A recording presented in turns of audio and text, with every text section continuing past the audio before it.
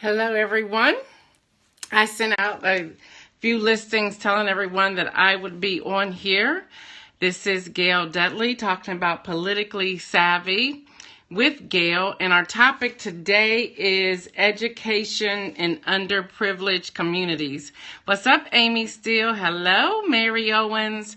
So I'm going to jump in from time to time, or jump on, shall I say, from time to time, because I have this thing with being politically savvy when we're talking about education. What happened was during the civic engagement tours with Ready Publication that took place October 2016, we decided this year to continue this whole civic engagement movement. And while we were visiting, we went to Dallas, Texas. We went to, hello there, how are you? We went to Dallas, Texas. We went to Philadelphia. We flew into Atlanta as well as Washington, D.C., and we were asking all of the attendees to give us questions or topics that they would like Ready Publication to address. And today's topic is education in underprivileged communities. There seems to be a great need for organizing people to really flood the underprivileged communities, especially when it comes to education. So I have 7 areas I want to tap into real quick, and then I will let you go, okay? Thank you so much for joining me. Again, my name is Gail Dudley. I am the publisher and CEO of Ready Publication. It is a quarterly print publication, and you can find it online at www.readypublication.com. Again, that's www.readypublication.com. And stay tuned, because if you are an author or a writer, I have some information I want to share with you. So again, today's topic is education in underprivileged communities. And someone just asked, what is your name? I'm Gail Dudley. My handle is at Gail Dudley. Yes, Amy, thank you for posting that. ReadyPublication.com. Thank you, Amy. I'm going to let you handle that. Amy is a great friend of mine, and if you need anything to do with branding, you need to check out Amy Steele. She has it going on. She is in the southern areas of the United States. I want to say she's in Alabama. I could be wrong. Amy, post where you are and post your website as well. And that's something we're going to do. A part of Ready Publication is to give women and girls a platform to share their voices around their cause, as well as promoting women-owned businesses. So, Amy's in West Palm Beach. I think I should be mad at you, sister. Congratulations for being in West Palm Beach. Get down with your bad self. Well, that's where Amy is right now.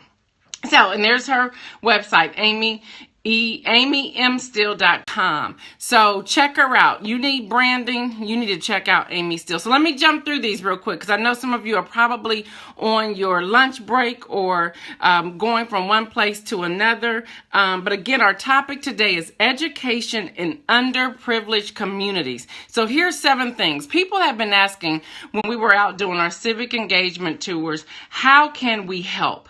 And number 1, I want to start with building relationships. You just cannot go into a community and start helping. You have to first start with building that relationship. Get to know the movers and the shakers. Get to know the people who are asking for and seeking assistance. So you want to build that relationship. Who are the administrators in that community that you want to work with? Who are the teachers that are seeking help? Where are the classrooms, the students within the classrooms and the parents? Have you reached out to parents? So you want to start with building a relationship. Now, hear me on the front end. We don't just want to treat people as projects. We want to treat people as people. So when we're wanting to make sure that we are empowering people, especially when it comes to education, you want to first build a relationship. The second thing, establish reading groups. Don't just go around asking a person if they're able to read or not, but establish reading groups. There within those groups, and have the groups no more than 3 to 5 people. Within those groups, you can get an idea if someone is having a challenge with reading or not. So you want to build those reading groups. A reading group could be a book for an older person, an older adult, or books for younger children. Whatever your gifting, make sure you are directing towards that particular cultural group, that particular age group. Let me say age group instead of cultural group. But you really want to establish reading groups. Have reading groups with simple words, with fewer pages or smaller chapters, or have reading groups where maybe you are now discussing a movie because there is a book and a movie. But establish those reading groups. Have people, challenge people to really see if they're comprehending what it is that they're reading. That again gives you an idea of if they are reading illiterate or not. So you want to check that out. Again, we are talking about education in underprivileged communities and ways that we can help. So first, building relationships. Second, you want to develop reading groups. Third, we want to talk about mentor. Let's mentor those young people or mentor those older people. Be a mentor. Well, what exactly does a mentor do? Maybe a mentor is just to listen. Maybe a mentor is to sit down one-on-one with someone, maybe 1 hour a week. You want to be a mentor. You want to find out what makes their heart sing. And being a mentor, you want to find out what are their goals? What are their challenges? What do they aspire to do? What are some of their skills? And how can you utilize their skills, their expertise, and so forth and so on? We have young moms who have children in these schools that we will call this whole education in underprivileged communities, where maybe their books are tore up, maybe their school buildings are not up to power, maybe just all kinds of things that are going on. Well, this young mom, you may become a mentor to this young mom or to this young dad and help them look at ways that they can strategically work within the communities themselves. Do you realize that some people, they're not sure how to use their voice? You can mentor someone in sharing their voice. You can mentor someone in how to speak up and how not to be shy. And if they are very aggressive or forceful, you can mentor someone how to use wisdom when having a conversation, especially when you're talking about the school administration with your children or where your children belong and they go to school. The other thing when we're talking about mentoring is to go with that young child or that parent or that guardian to school activities. The other day I went to a Black History event. I went to several in the community. I went to one at Gahanna Lincoln High School in Gahanna, Ohio. I went to another one at Westerville Central High School in Westerville, Ohio. And then I also went to Olentangy Orange High School in Lewis Center, Ohio, just to be a support to the students and to the parents and to the faculty that was putting on the program. That's a mentoring thing. I wanted to go and see some of the young children perform. I wanted to see and hear the young people giving a spoken word. I wanted to go and hear young children singing or dancing or playing the piano. They have awesome gifts. That's a mentor. And when I went into Orange High School, the young person that I'm mentoring over there, we touch base every now and then. They were just absolutely excited to see that I came, that it was 8 o'clock in the morning. They extended the offer to me and I showed up. Why? Because their parents were unable to come. So when they extended me the offer, I looked at my calendar and I went. That's a mentor. That's how we can help. So we have building relationships, reading groups, mentor. Number 4, volunteer in the classroom. Some of these teachers have no teacher's aides and they need help. They may have 30, 40 students in the classroom. So volunteer in the classroom. Volunteer, people. Give 30 minutes, give an hour, volunteer in the classroom. And maybe it's not actually physically being in the classroom. Maybe you are volunteering supplies, which also takes me into number 5, donate books, etc. Donate books, donate supplies, donate donate food vouchers, donate whatever needs, donate coats, donate gloves, hats, donate tennis shoes, donate football equipment or cheerleading equipment or whatever it may be, but donate, volunteer. Let me share this with you. We're teaching our young people that community service is important, and we're asking them to go out in the community and serve. What better way but to be an example and serve ourselves? That way they're seeing that, wow, I'm not doing this alone. I even have older people coming into the community to serve and to donate and to volunteer. We have to be a presence. We just cannot show up. Again, it starts with building that relationship. But once we see that there is a need, let's get involved. Let me also add this. I am now an empty nester. Both of my children are young adults. They've graduated from college.